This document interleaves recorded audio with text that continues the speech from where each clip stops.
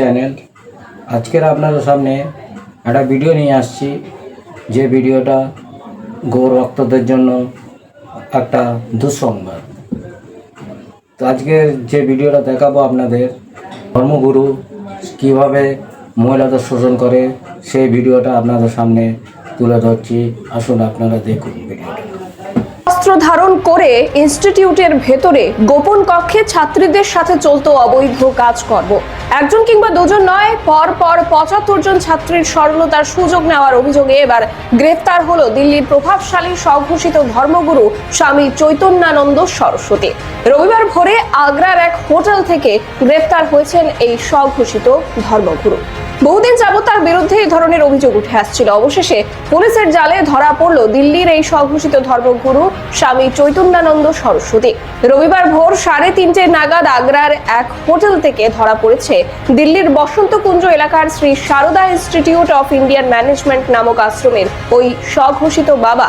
গত কয়েকদিন ধরেই পালিয়ে বেড়াচ্ছিল স্বামী চৈতন্যানন্দ সরস্বতী ওরফে স্বামী পার্থ সারথী। চৈতন্যানন্দ ওরফে পার্থ সারথীর বিরুদ্ধে ফৌজদারি মামলা প্রথম হয়েছিল 2009 সালে। এরপরে 2016 সালেও এক মহিলা তার বিরুদ্ধে শ্লীলতাহানির অভিযোগ তুলেছিল। এবার ফের অভিযোগ, এবং তা অনেক বড় আকারে। একে একে 17 জন মহিলা তার বিরুদ্ধে অভিযোগ দায়ের করেছেন।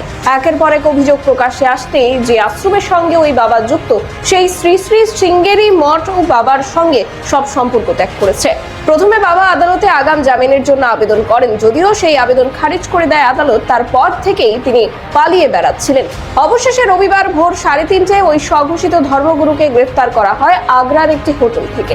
জানা গিয়েছে, ছাত্রীদের পাঠানো চৈতন্যানন্দের একাধিক হোয়াটসঅ্যাপ মেসেজ পুলিশের হাতে এসেছে, আর সেগুলি দেখে চমকে গিয়েছেন তদন্তকারী আধিকারিকেরা।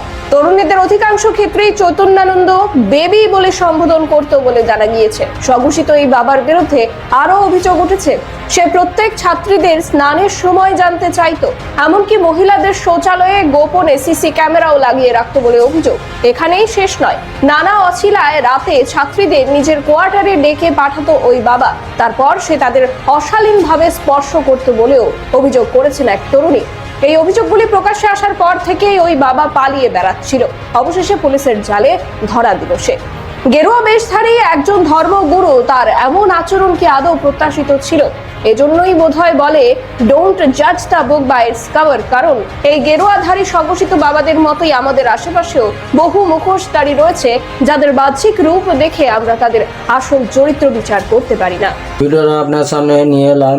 ভিডিওটা দেখলেন যে পণ্ডিত বাবা বা যে কোনো ধর্মগুরু মহিলাদের সাথে কীভাবে শোষণ করে। আপনারা ভিডিওটা দেখবেন এবং লাইক, কমেন্ট ও শেয়ার করবেন। তো আপনাদের যদি ভিডিও ভালো লাগে তো সাবস্ক্রাইব করবেন। আশা করি আপনারা বুঝতে পারছেন যে ধর্মগুরুরা কী সর্বনাশ করে মহিলাদের নিয়ে।